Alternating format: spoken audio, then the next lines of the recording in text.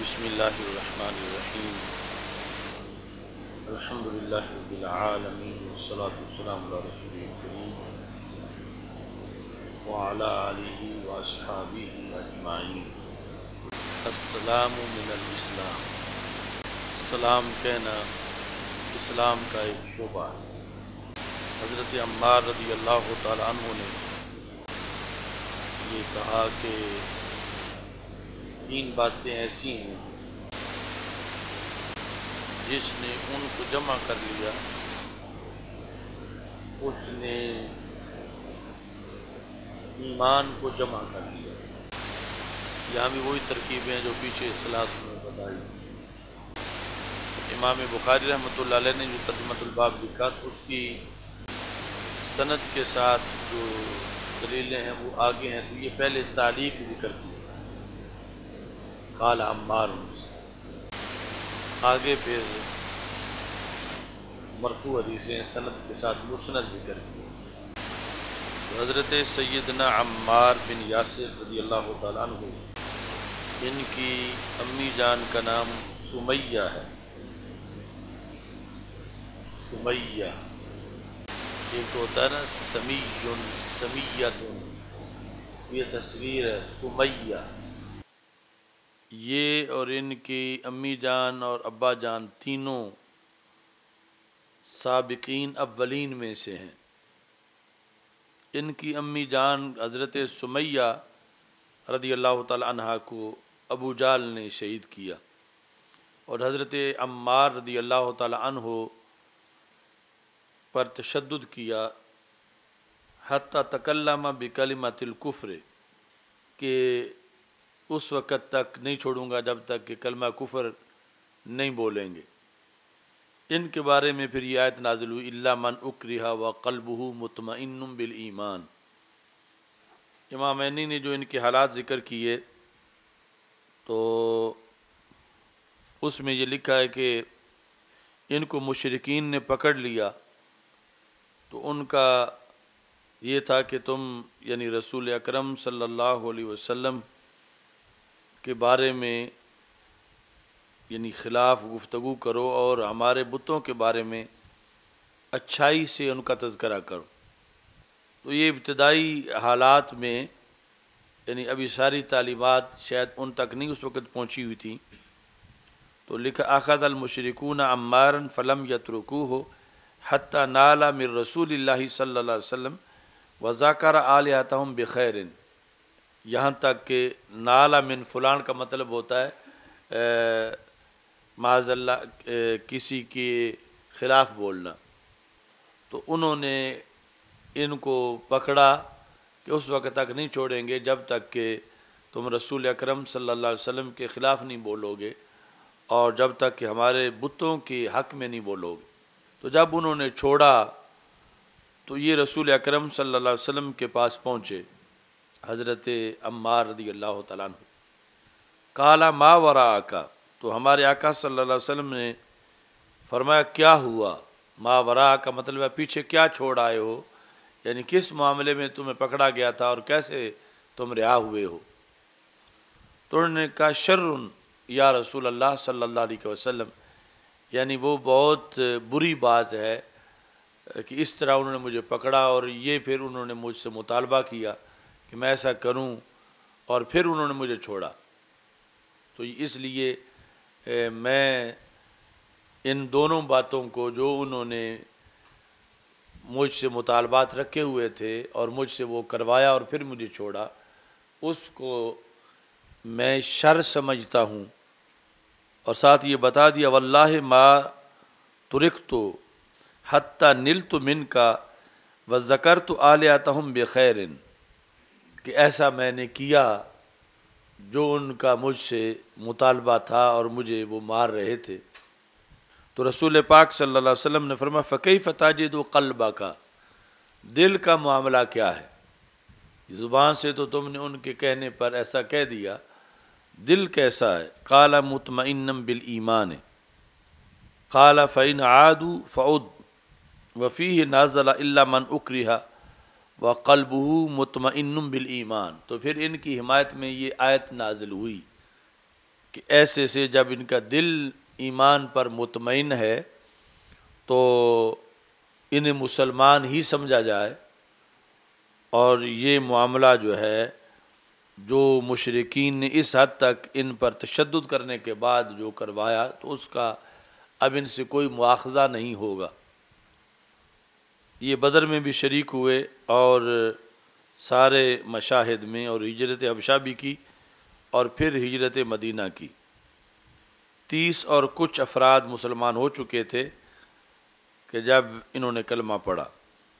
ان سے 62 حدیثیں روایت کی گئی ہیں، جن میں سے دو حدیثوں پر بخاری مسلم دونوں کا اتفاق ہے، یعنی وہ دونوں نے روایت کی، اور 3 حدیثیں انفرادی طور پر امام بخاری رحمۃ اللہ علیہ نے روایت کی، اور ایک حدیث مسلم نے انفرادی طور پر روایت کی، یعنی وہ بخاری نے روایت نہیں کی۔ مجموعی طور پر 62 حدیثیں ان سے مروی ہیں۔ رسول اکرم صلی اللہ علیہ وسلم نے انہیں جب مواخات قائم کی تھی، دو صحابہ کو بھائی بنایا تھا، ایک مہاجر کو اور ایک انصاری کو، تو انہیں حضرت حذیفہ رضی اللہ تعالیٰ عنہ کا بھائی بنایا تھا۔ مسدد کا قول ہے کہ لم یکن فی المہاجرین احد ابواہ مسلمان غیر عمار، کہ مہاجرین میں سے سوائے حضرت عمار بن یاسر رضی اللہ تعالیٰ عنہ کے کوئی ایسا نہیں جس کے والدین نے بھی اسلام قبول کیا ہو۔ یہ مسدد کا قول لکھ کر امام عینی نے پھر اس کا رد کیا، قلت و ابو بکر رضی اللہ تعالیٰ عنہ ایدن اسلم ابواہ، کہ حضرت ابو بکر صدیق رضی اللہ تعالیٰ عنہ کے والدین میں مہاجرین میں، یعنی صحابہ انصار میں تو پھر بہت سے ایسے تھے کہ جن کے والدین بھی صحابی تھے، تو مہاجرین میں جن کے والدین بھی صحابی تھے ان میں حضرت عمار بن یاسر اور حضرت صدیق اکبر رضی اللہ تعالیٰ عنہ۔ اور شاید اس لحاظ سے مسدد نے کہا، چونکہ جو حضرت عمار کے والدین تھے یہ بہت جلد اسلام قبول کر گئے تھے، اور پھر والدہ تو شہیدہ بھی ہیں جن کو ابو جہل نے شہید کیا۔ یہ مختصر تعارف ہے، انشاءاللہ ان کے بارے میں بھی ایک مستقل ہم پروگرام کریں گے حضرت عمار بن یاسر رضی اللہ تعالی عنہ کے لحاظ سے۔ رسول اکرم صلی اللہ علیہ وسلم نے فرمایا کہ جن کی طرف جنت مشتاق ہے ان کے نام لیتے ہوئے فرمایا بلال و سلمان و عمار و علی رضی اللہ تعالی عنہ۔ عینی نے ان کے فضائل میں لکھا کہ انہوں نے مسجد قباء تعمیر کی، حضرت عمار رضی اللہ تعالیٰ عنہ نے۔ القصر الجاری میں اس بات کا انہوں نے رد کیا، کہتے ہیں قیل هو الذی بنا مسجد قباء وهذا صحب، یعنی بعض نے کہا کہ یہ وہ ہیں کہ جنہوں نے مسجد قباء تعمیر کی، تو یہ امام قرآنی کہتے ہیں کہ یہ صحب ہے، لأن مسجد قباء بناہ رسول اللہ صلی اللہ علیہ وسلم، کہ وہ رسول اکرم صلی اللہ علیہ وسلم نے تعمیر کی، جس طرح کہ آگے بخاری میں آئے گا اللہم الا ان یقال فوض الیہ تکمیلہ۔ ہاں یہ کہا جا سکتا ہے کہ رسول اکرم صلی اللہ علیہ وسلم نے مسجد قباء کی تکمیل ان کے سپرد فرمائی، تو اس قول کی یہ تعویل ہو سکتی ہے جو کہا گیا کہ انہوں نے مسجد قباء تعمیر کی۔ تو 3 چیزیں بیان کی انہوں نے حضرت عمار رضی اللہ تعالیٰ عنہ نے، کہ جس نے ان تینوں کو اکٹھا کر لیا اس نے ایمان کو اکٹھا کیا۔ ان میں سے ایک ہے اپنے آپ سے انصاف کرنا، تو مطلب اس کا یہ ہے کہ حق کا ساتھ دینا۔ دوسرا جو ترجمۃ الباب ہے کہ دنیا کے لیے سلام کو خرچ کرنا، جہان کے لیے، جہان سے مراد پھر جو ہے وہ جس طرح تقرأ السلام علی من عرفت ومن لم تعرف میں گزرا ہے کہ مراد جو مستحق ہے اس کے کہ اسے سلام کہا جائے، تو وہ خواہ تم اس کو ویسے معرفت ہو یا معرفت نہ ہو، لیکن یہ پتہ ہو کہ ہے مسلمان، باقی کوئی شناسائی تمہاری اس سے ہے یا نہیں، تو بہرحال یہ ایمان اسلام کا ہونا ضروری ہے، اس لحاظ سے معرفت حاصل ہو اور اسے سلام کہنا۔ اور تیسرے نمبر پر خرچ کرنا تنگ دستی کے باوجود بھی۔ حضرت عبداللہ بن عمر رضی اللہ تعالیٰ عنہ کہتے ہیں کہ 18 سے زائد صحابہ ہیں جن کا نام عبداللہ بن عمر ہے رضی اللہ تعالیٰ عنہما۔ ایک شخص نے رسول اکرم صلی اللہ علیہ وسلم سے سوال کیا کہ کون سا اسلام اچھا ہے، تو ہمارے آقا صلی اللہ علیہ وسلم نے فرمایا تطعم الطعام، تو ان یہاں محذوف ہے، ان تطعم الطعام، یہ کہ تم کھانا کھلاؤ،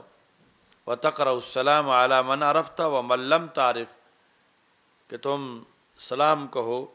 جسے تم پہچانتے ہو یا جسے تم نہیں پہچانتے۔ اب یہ جو ہے کہ بذل السلام للعالم، تو عالم کی تعریف تم نے پڑھی ہوئی ہے کہ العالم اسم لما سوى اللہ تعالی، یہ جو تم بچپن سے تقریر کرتے آ رہے ہو رحمت للعالمین کی، تو ایک عالم جو ہے وہ کیا ہے؟ العالم اسم لما سوى اللہ تعالی، اللہ کے سوا ہر چیز ایک عالم میں داخل ہے، اللہ کے سوا جو کچھ بھی ہے وہ سب عالم ہے۔ باقی چونکہ اس کے مختلف درجات ہیں اس واسطے پھر جمع استعمال کی گئی ہے، ورنہ جمع کی ضرورت ہی نہیں، ایک عالم میں ہی سب کچھ موجود ہے اور سب کچھ پر ایک عالم ہی سچا آ رہا ہے۔ اچھا جی، تو سوال یہ ہے کہ پھر تو اس میں کفار بھی داخل ہیں کہ اس عالم کو سلام کہنا، عالم کو، اور عالم ہے اللہ کے سوا سب کچھ، اور اس میں کفار بھی ہیں، تو اس سے پھر ضمناً پتہ چلا کہ جب عالم کو سلام کہنا ہے تو پھر کفار بھی اس میں شامل ہو گئے کہ انہیں بھی سلام کہا جائے،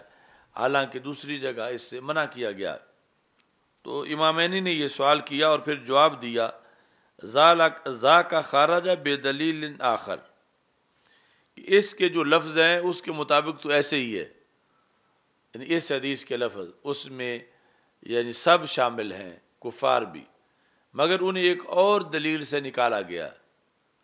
اور حدیث سے انہیں اس زمرے سے نکالا گیا ہے کہ ان کو سلام کہا جائے۔ وہ اور حدیث کون سی ہے؟ رسول اکرم صلی اللہ علیہ وسلم کا فرمان ہے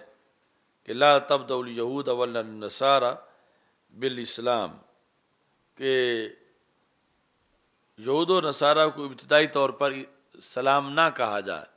تو جب اہل کتاب کے جو کفار ہیں ان کو کہنا ناجائز ہے تو دوسروں کو بطریق اولا ناجائز ہے۔ اور ساتھ اس کے یہ ہے کہ اگر تمہیں وہ رستے میں مل جائیں فَاتَّبِعُوهُمْ إِلَىٰ أَدْيَاكِ، تو جو تنگ جگہ اس کی طرف ان کو کیا جائے۔ اور حضرت عبداللہ بن عمر رضی اللہ تعالیٰ عنہ کا پہلے آپ کو بتایا کہ رد الیہ السلامی، کہ جب وہ کہہ بیٹھے بے خبری میں تو پھر انہوں نے یہ مطالبہ کیا کہ میرا سلام واپس کر دو۔ مقصد یہ تھا کہ کوئی دلیل نہ بنائے کہ میں سلام کہتا ہوں کفار کو، یہ مجھے پتہ نہیں تھا کہ یہ کون لوگ ہیں، میں نے جو سلام کہہ دیا۔ تطعم الطعام وتقرأ السلام، ایک تو عام کہاوت بنی ہوئی ہے نا کہ اے بس سب کھان پیر دا چکر،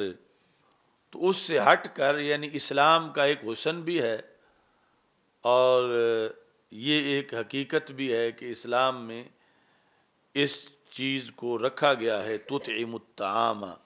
یعنی لنگر جو ہے وہ شروع سے حصہ ہے لنگر، یہ کہ تو کھانا کھلائے، یعنی یہ اسلام کی خالص تعلیمات کا ایک حصہ ہے۔ یعنی اس سے بزرگوں کے لنگر جاری ہوئے آستانوں پر کہ یہ اسلام کی دعوت میں، اسلام کے پیغام میں بنیادی چیز ہے تطعم الطعام۔ باب کفران العشیر و کفرن دون کفرن، یہ بھی بہت اہم باب ہے کئی وجوہ سے، اور بالخصوص یہ جو ہماری عقیدہ توحید کی جنگ ہے اس میں یہاں مکمل طور پر امام بخاری نے ہمیں سپورٹ کیا ہے۔ کفران العشیر یہ ہے ناشکری، خامند کی ناشکری، اس بارے میں باب ہے۔ اور آگے باب کا حصہ ہے وَكُفْرٍ دُونَ كُفْرٍ، کہ کفر ایک قسم کا نہیں، کفر دو قسم کا ہے۔ یعنی ایک کفر وہ ہے کہ جہاں کفر بولا جاتا ہے اور بندہ کافر ہوتا ہے اس کی وجہ سے، دوسرا کہ بولا تو کفر ہی جاتا ہے اس پر کہ یہ چیز کفر ہے مگر وہ کام کرنے والا کافر نہیں ہوتا۔ یہ امام بخاری فقہ البخاری ہے ترجمۃ الباب کے اندر، اور پھر علم کلام کا یہ چیپٹر ہے کہ ایک کفر وہ ہے جس سے میاں بیوی کا نکاح ٹوٹ جاتا ہے، دوسرا وہ ہے کہ لفظ بولا لفظ کفر ہی گیا ہے مگر نکاح نہیں ٹوٹتا۔ ایک لفظ کفر وہ ہے جس سے بندہ معاذ اللہ ملت سے نکل جاتا ہے، اور دوسرا لفظ کفر وہ ہے جس سے ملت سے نہیں نکلتا۔ یہ دعویٰ کر کے امام بخاری نے پھر حدیث سے دلیل پیش کی۔ اس میں ایک تو اختصار کے ساتھ حضرت ابو سعید خدری رضی اللہ تعالیٰ عنہ سے روایت ہے، پھر حضرت عبداللہ بن عباس رضی اللہ تعالیٰ عنہما سے روایت ہے۔ وہ کہتے ہیں قال النبی صلی اللہ علیہ وسلم اریت النار، مجھے آگ دکھائی گئی، یعنی دوزخ، معراج کی رات جب آپ نے دوزخ کا مشاہدہ کیا وہ مراد ہے۔ اریت النار، مجھے آگ دکھائی گئی، اچانک میں نے جب اس میں دیکھا تو اس کی اکثریت آبادی عورتوں پر مشتمل تھی۔ اکثر اہلہا، ہا کا مرجع نار، یہ نار جہنم کی جو اکثریت تھی وہ عورتیں تھیں، اور کس بنیاد پر تھیں؟ یکفرن، کفر کی وجہ سے، کہ میں نے جہنم میں دیکھا کہ اکثر جہنم میں عورتیں ہیں، اور گئی کیوں ہے جہنم میں اکثریت کے ساتھ؟ کفر کی وجہ سے۔ یکفرن، اب رسول اکرم صلی اللہ علیہ وسلم سے سوال کیا گیا، تو یہ صحابہ کا احسان ہے ہم پر کہ صحابہ نے یہ سوال اٹھایا اور یہ اتنی اہم وضاحت ہوئی جس پر پھر ترجمۃ الباب قائم ہوا۔ اور یہاں اس حدیث کا ذکر کرنے کا جو مطلب ہے وہ انہی لفظوں میں ہے۔ ویسے یہاں ترجمۃ الباب تو کئی ہو سکتے ہیں، کہ یہ بھی ترجمۃ الباب ہو سکتا ہے کہ اکثریت جو ہے جہنم کی عورتوں پر مشتمل ہے، باب اکثریت النساء فی جہنم، یا اس پر کہ عورتوں کو جہنم سے کیسے بچایا جا سکتا ہے، کیف تتقی النساء من النار۔ یہاں صحابہ نے پوچھا کہ یا رسول اللہ صلی اللہ علیہ وسلم، یہ جو اکثریت ان کی ہوگی اور اکثریت کفر کی بنیاد پر ہے، تو کیا یہ اکثریت اللہ کو نہیں مانتی ہوں گی اس لیے کافرہ ہوں گی اور جہنم میں ہوں گی؟ تو نبی اکرم صلی اللہ علیہ وسلم نے فرمایا نہیں، یہ اس وجہ سے نہیں، یکفرن العشیرہ، اللہ کا کفر تو نہیں کریں گی، خاوند کا کفر کریں گی، مطلب ناشکری۔ تو یہاں سے یعنی پتہ چلا کہ ایک کفر بمعنی کفر ہے اور دوسرا کفر بمعنی ناشکری ہے، یعنی بولا لفظ کفر گیا ہے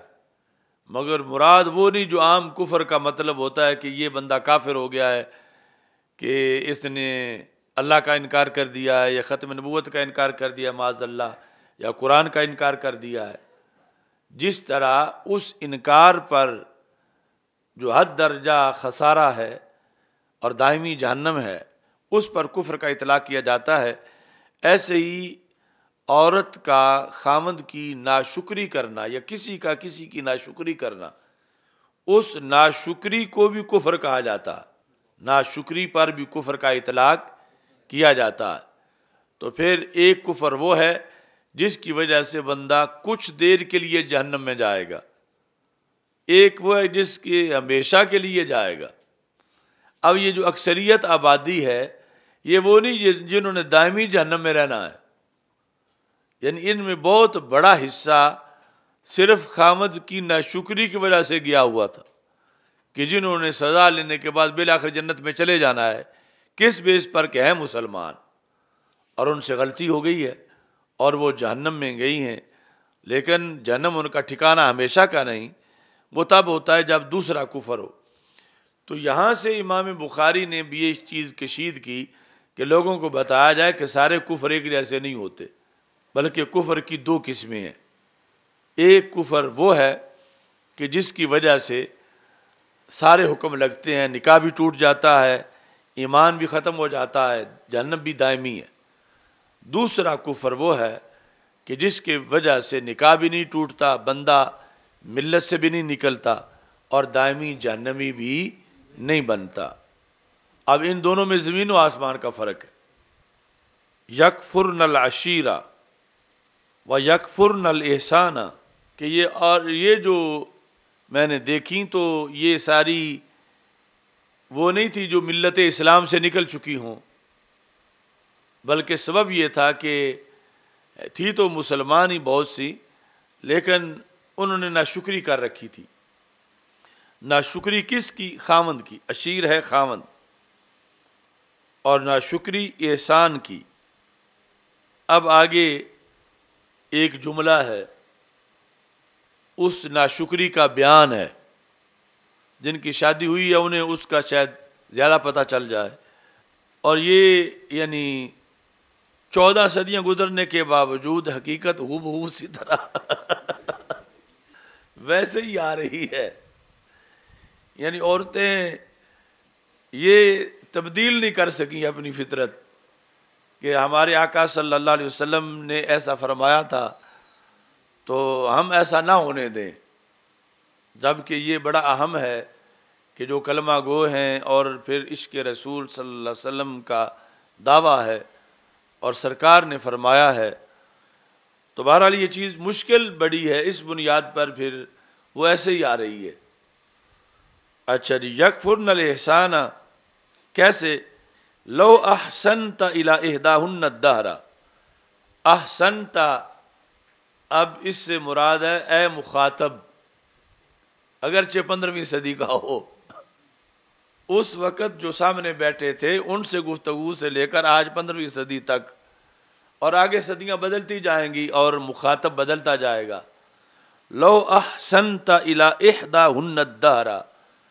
اگر آپ ان میں سے یعنی عورتوں میں سے کسی ایک سے طویل زمانہ احسان کریں، یعنی دہر کا مطلب ابد پر بولا جاتا ہے، آبادن، کہ کبھی بھی آپ کوئی کمی نہ آنے دیں۔ الدہر، یہ نیچے امام قرآنی نے لکھا ہے فإن الدہر یطلق علی الابد۔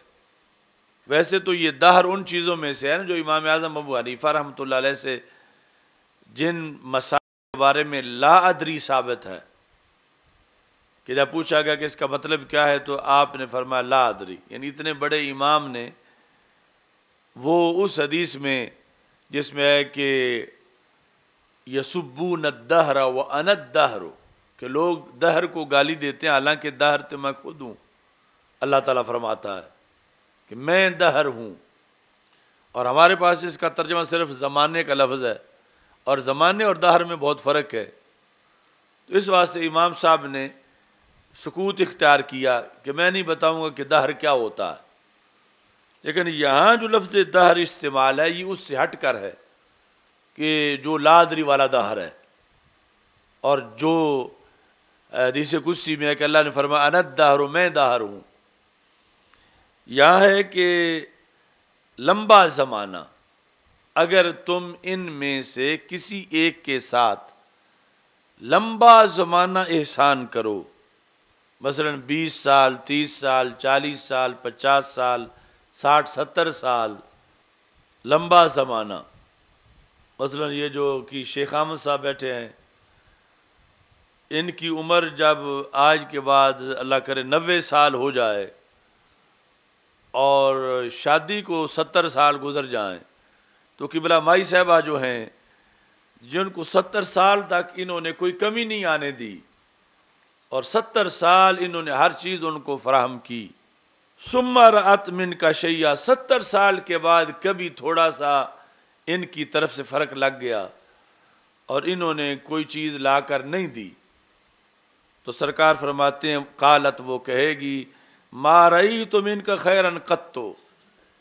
کہ مجھے تو تجھ سے کبھی کچھ ملا ہی نہیں۔ تو 70 سال کا اتنا طویل زمانہ گیا کس پر؟ ثم رأت منک شیئا، یہ تنوین تحقیر کی، معمولی سی کوئی بے رخی دیکھ لی۔ اگر حضرت صاحب کو بھی غصہ آ گیا تو 70 سال تک جو انہوں نے بات مانی تھی اس پر یہ رد عمل آیا، ما رأیت منک خیرا، نکرہ تحت النفی ہے، اتنا بھی آج تک تو نے نہیں دیا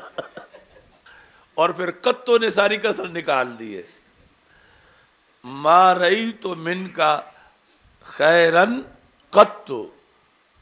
یعنی جس طرح عورتوں میں مشہور ہے کہ محنت اس گھروں آج تک اتنا بھی نصیب نہیں ہویا، تو یہ وہ کہہ دیتی ہیں اور اللہ کو یہ اتنا ناپسند ہے کہ رب ناراض ہو گیا، اور اس وجہ سے میں نے اکثریت جہنم میں عورتوں کی دیکھی، وہ اللہ کا کفر کر کے نہیں گئی ہوئی تھیں، وہ شوہر کی ناشکری کی وجہ سے گئی ہوئی تھیں، یعنی اکثریت جو ان کی میں نے دیکھی، تو ویسے تو کافر مرد بھی ہیں کافر عورتیں بھی ہیں، وہ تو برابر برابر سلسلہ ہے، لیکن یہ جو ناشکری والا کفر ہے یہ اس کی بنیاد پر پھر عورتوں میں یہ بات زیادہ نکلی، اور وہ کچھ وقت کیا جہنم میں جانا جو تھا اس کے پیش نظر پھر اکثریت ہوئی کچھ وقت کے لحاظ سے، کیونکہ دائمی تو وہ کفار نہیں ہیں وہ کہ دائمی جہنم میں رہیں، تو ناشکری کی بنیاد پر۔ تو ترجمۃ الباب ثابت ہوا کفرن دون کفرن، کہ سارے کفر ایک طرح کے نہیں ہیں کہ ان پر ایک طرح کے احکام لگائے جائیں، بلکہ کچھ کفر اور ہیں کچھ کفر اور ہیں۔ اچھا جی، تو یہ جو عقیدہ توحید والی ہماری جنگ ہے اس میں کفر اور شرک یہ دونوں لفظ جو ہیں، جہاں دون کفرن ہے، کفر دون کفر، کہ کچھ کفر کچھ سے نچلے درجے کے ہیں، وہابیوں نے سب ایک ہی درجے کے رکھے ہوئے ہیں، فقد کافرہ سے ایک ہی قسم بنائی ہوئی ہے جس کی بنیاد پہ امت میں اضطراب پیدا ہوا اور ہلچل پیدا ہوئی کہ کہیں لفظ تو کفر کا بول دیا گیا یا شرک کا بول دیا گیا، مگر اس شرک سے مراد وہ شرک نہیں تھا، یا اس کفر سے مراد وہ کفر نہیں تھا کہ جس کی وجہ سے بندہ ملت سے نکل جاتا، یا جس کی وجہ سے عورت نکاح سے نکل جاتی ہے، مگر انہوں نے زور دیا کہ ایک ہی چیز ہے، یہ دو جدا چیزیں نہیں ہیں، جس طرح کہ وہ آپ کو پڑھ کے سنایا تھا ارواح ثلاثہ سے کہ شرک خفی کوئی جلی لکھ دیا ہے، تو شرک خفی کو جلی بنانا اس سے اضطراب پیدا ہوا۔ یا حدیث شریف میں من حلف بغیر اللہ فقد اشرک، اس طرح کی جو حدیثیں ہیں، اب یہاں شرک اور کفر سے مراد وہ نہیں کہ جو ملت سے نکال دے، اور انہوں نے وہ بنایا ہوا۔ تو امام بخاری نے بھی اپنے عہد میں یہ ضروری سمجھا کہ یہ تقسیم کی جائے تاکہ سب کو ایک لاٹھی سے نہ ہانکا جائے، زمین و آسمان کا فرق ہے کہ ایک وہ ہے کہ جس کی وجہ سے بندہ ملت سے نکل گیا، دوسرا وہ ہے جس کی وجہ سے نہیں نکلا پھر بھی مسلمان ہی رہا، تو یہ سارا معاملہ ایک جیسا نہیں ہونا چاہیے، اور ایک جیسا کرنے پر پھر جو ہے امت پر شرک کا فتویٰ لگا اور کہ امت مشرک ہو گئی، اور تھی ختم نبوت والی، چلو پہلی تو ڈوبتی رہیں، اگر اس نے بھی ویسے مشرک ہو جانا ہوتا تو پھر اس کے بعد کوئی اور آتی کہ کم از کم وہ تو عقیدہ سنبھال کے رکھتے، جبکہ اور نہیں ہے، اور یہی ہے، اور اس نے سنبھالا ہے، اس پر دلیل قرآن ہے کہ پہلی امتوں نے تو بیچ دی تھیں آیات، ابھی تو اس امت نے تو زیر سے زبر بھی نہیں ہونے دی، تو انہوں نے محفوظ رکھا ہے قرآن کو بھی ایمان کو بھی۔ اس واسطے یہ لازم ہے کہ وہ احادیث جہاں پر ایسے لفظ ہیں ان میں وہی مطلب بیان کیا جائے جو کہ خود دوسری حدیثیں اس کا بیان کرتی ہیں، اور یہ اس زمانے سے یہ وضاحتیں موجود ہیں جو ابن عبد الوہاب نے آ کر وہ ایک ہی قسم بنا دی کفر کی، اور شرک کی بھی ایک ہی قسم بنا دی، اور امت ساری فارغ کر دی، اور خوش یہود و نصارہ ہوئے، ہم تو ڈوبے تھے صنم تجھے بھی لے ڈوبیں گے، یعنی ان کا یہ تھا کہ ہم تو ویسے ہی اللہ کی طرف سے ریجیکٹ ہو گئے کہ انہوں نے شرک کیا، قرآن نے آ کے سب کچھ بتا دیا، تو وہ اس امید میں ہے کہ کاش یہ جو بعد والے ہیں ان کا بھی ایسا ہی ہو کہ ہمارا جھگا تو نہیں بسا، ان کا بھی نہ بسے، ہم تو فارغ ہوئے اللہ کے ہاں سے، یہ بھی ہو جائیں۔ تو ان کی اس آس کو پورا کرنے کے لیے ابن عبد الوہاب نے پورا زور لگا دیا کہ یہ بھی امت فارغ ہو گئی، جبکہ ایسا ہرگز نہیں ہے، اور وہ سب غلطیاں ہیں ان کی جہاں انہوں نے شرک کا فتویٰ جو ہے وہ لگا دیا جو مخرج عن الملت ہے، اور کفر کا فتویٰ لگا دیا وہ جو مخرج عن الملت ہے، جبکہ ایسا نہیں ہے، چونکہ امام بخاری بھی اپنے عہد میں یہ لکھ گئے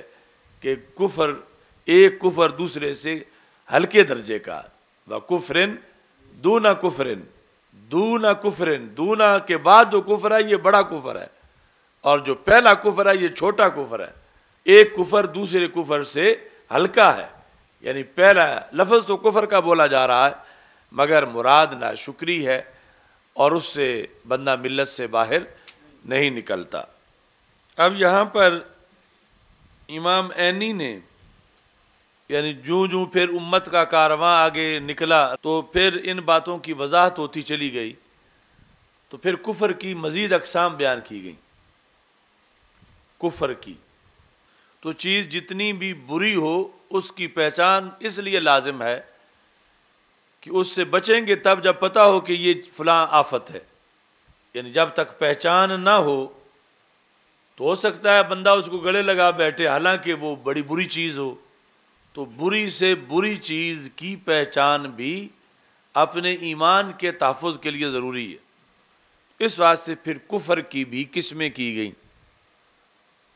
بتائی گئیں، اور ان کی تعریفیں۔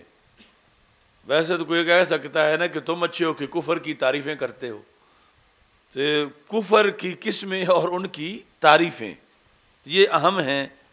امام عینی نے اس کا لکھا، اور یہ سب کو یاد ہونی چاہیے ہر وقت۔ سب سے انہوں نے 4 قسمیں لکھی، اور یہ 4 وہ دونہ کفر والے کفر کی ہیں، ورنہ شکری والے کفر کی نہیں ہیں، یعنی وہاں جو ایک قسم تھی اس کی پھر آگے 4 قسمیں ہیں جو بہت خطرناک ہے، جس کی وجہ سے جہنم ہے۔ پہلی قسم یہ ہے کہ معاذ اللہ بندہ کوئی اپنے دل اور زبان دونوں کی وجہ سے کفر کرے، یعنی اس کے دل میں بھی کفر ہو زبان پہ بھی کفر ہو۔ یہ وہ ہے ان الذین کفروا سواء علیہم انذرتہم ام لم تنذرہم لا یؤمنون، یہ کفر کی وہ قسم ہے۔ دوسری کہ بندہ دل سے تو توحید کو جانتا ہو مگر زبان سے اقرار نہ کرے۔ پہلا تو ہے نا دل سے بھی نہیں جانتا،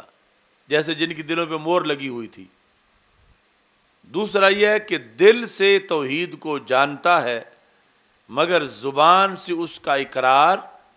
دل سے توحید کو جانتا ہے مگر زبان سے اقرار۔ اس کی مثال انہوں نے دی کا کفر ابلیس، جس طرح ابلیس کا کفر ہے، یعنی ابلیس بھی کافر ہے، کا کفر ابلیس۔ و امیہ بن ابی سلت۔ تیسرا، دل سے پہچانے، زبان سے اقرار بھی کرے مگر ایمان قبول کرنے سے انکار کرے۔ ایمان قبول کرنے سے، اب دوسرا اور تیسرے کا بڑا باریک فرق ہے۔ دل سے جانتا ہے، زبان سے اقرار بھی کر لیتا ہے، لیکن کہا جائے کہ تم پھر ایمان لے آؤ، توحید کا کلمہ پڑھ لو، پھر انکار کر جائے۔ اس کی انہوں نے کیا مثال دی؟ کہتے ہیں کا کفر ابی طالب، کا کفر ابی طالب۔ لفظ سنو، وَالثَّالِثُ أَن يَعْرِفَ بِقَلْبِهِ وَيُقِرَّ بِلِسَانِهِ وَيَأْبَى أَن يَقْبَلَ الْإِيمَانَ بِالتَّوْحِيدِ وَيَأْبَى أَن يَقْبَلَ الْإِيمَانَ بِالتَّوْحِيدِ كَكُفْرِ أَبِي طالب، کہ توحید پر ایمان لانے سے انکار کر دے، اگرچہ دل سے پہچانے، زبان سے اقرار بھی کرے، مگر توحید پر ایمان لانے سے انکار کرے تو پھر بھی کفر ہوگا، کا کفر ابی طالب۔ والرابع ان یقر بلسانہ ویکفر بقلبہ کا کفر المنافقین، کہ زبان سے اقرار کرے لیکن دل سے کفر کرے، دل سے انکار کرے۔ تو اب ان چاروں سے ہٹ کر بھی کفر کا اطلاق ہوا۔ یہ چار جو قسمیں کفر کی، یہ تو وہ ہیں کہ جن کی وجہ سے خلود فی النار ہے، جن کی وجہ سے مسلم مومن ہونا ثابت ہی نہیں ہوتا۔ اور اس سے ہٹ کر بھی شارع نے کفر کا اطلاق کیا، وہ کس پر؟ ناشکری پر۔ یکفرن العشیرہ، کہ وہ خاوند کی ناشکری کرتی ہیں، یا نعمتوں کی ناشکری کرنا، اللہ کی نعمتوں کی ناشکری، وہ بھی کفر ہے۔ تو وہ ان چار سے علیحدہ قسم ہے۔ اب یہ چار قسمیں پھر رائج ہوئیں، اور اس میں یعنی کفر ابی طالب باقاعدہ ایک ضرب المثل کے طور پر، یعنی ایک قسم کی مثال بیان کی گئی، یہاں بھی اور بھی کئی جگہوں پر۔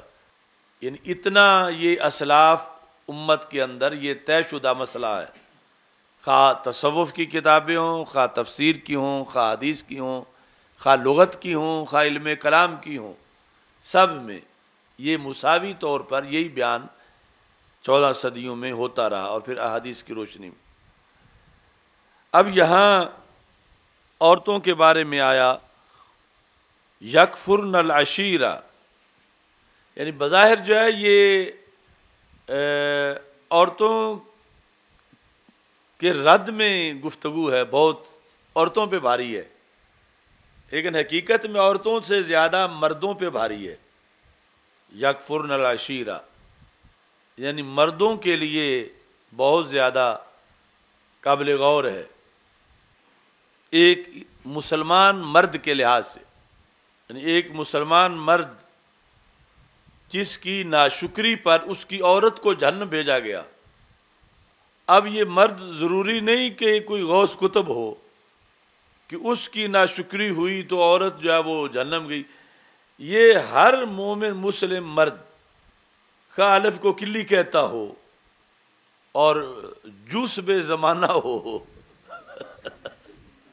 یعنی مسلمان پکا ہے، لیکن آگے مطلب یہ ہے بالکل عام سا ہے، مگر شریعت نے اس کو بھی اتنی شان و شوکت دی کہ چونکہ اس پھمڑ کا ادب نہیں کیا گیا دیکھو نا، یعنی اللہ تعالیٰ عورت کو جہنم بھیج رہا ہے کہ اس نے اپنے فلاں شوہر کی ناشکری کیوں کی، لہذا اسے جہنم بھیجو۔ تو شوہر کو بھی سوچنا چاہیے کہ وہ اللہ کا شکر کتنا ادا کر رہا ہے کہ رب نے تو اس کے آداب کے پیش نظر کہ اس کی شان بڑی ہے، حالانکہ وہ کوئی راما گاما بھی ہو سکتا ہے، نتو پتو بھی ہو سکتا ہے، مطلب یہ مسلمان پکا ہے، آگے پڑھا ہوا ہی نہیں ہے، آگے ہو سکتا ہے نمازی ہی نہ ہو، یعنی سستی والا، مگر اس در جو ہے وہ اس کی شان میں تھوڑی سی بے ادبی ہو گئی ہے کہ عورت نے یہ کہہ دیا ہے کہ یہ تو دیتے ہی کچھ نہیں اور یہ دیتا تھا۔ تو اس کی ہلکی سی ناشکری پر عورت کو جہنم بھیج دیا گیا۔ تو جس کی وجہ سے اتنی آگے گرفت ہے پھر اس کو بھی سوچنا چاہیے کہ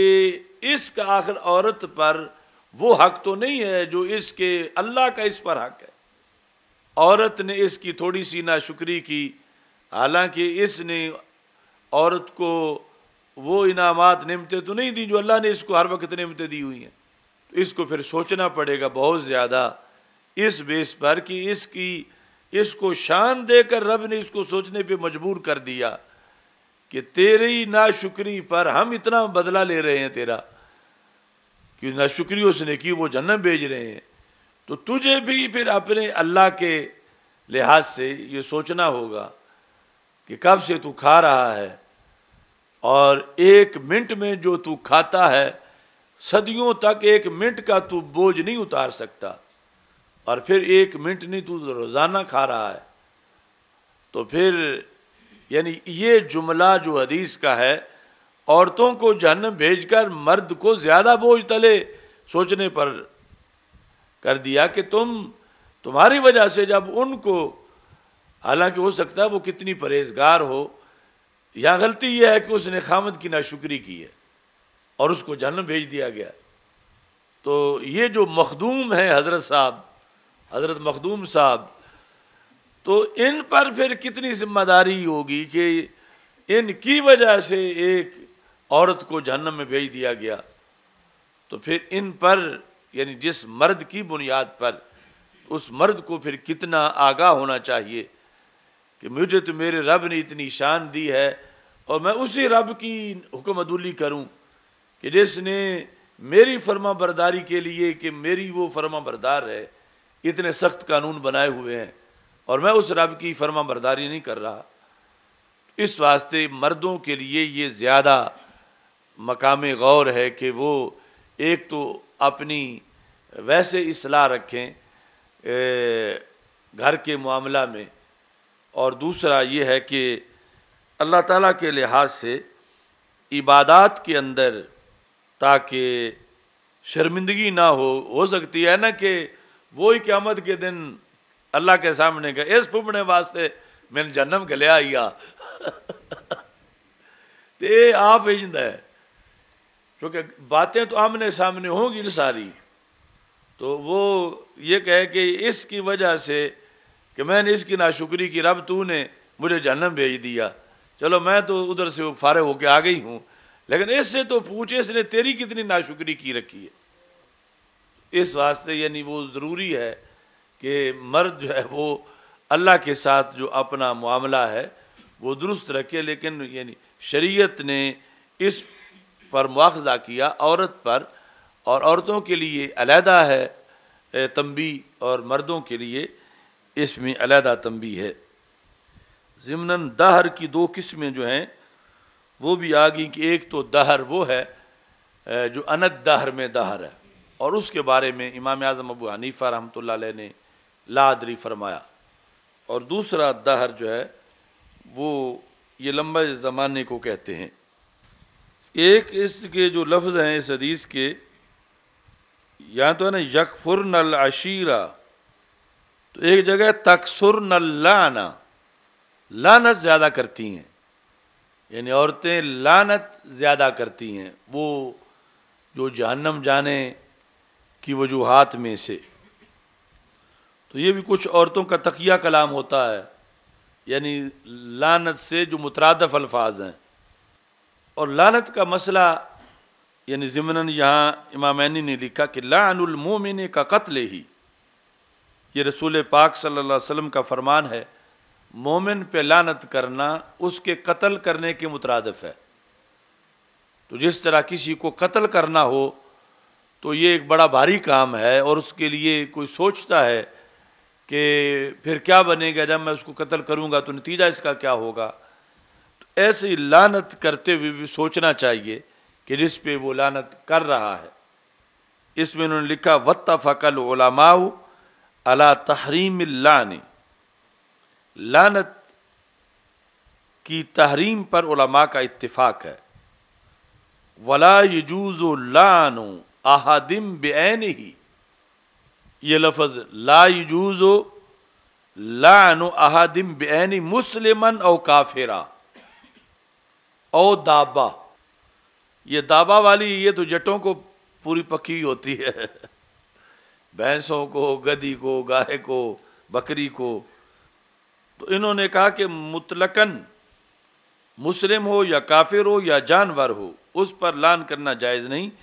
الا بعلم بنص شرعی انہ مات علی الکفر. ہاں جب کسی کافر کے بارے میں نص شرعی سے علم آئے کہ وہ کفر پہ مرا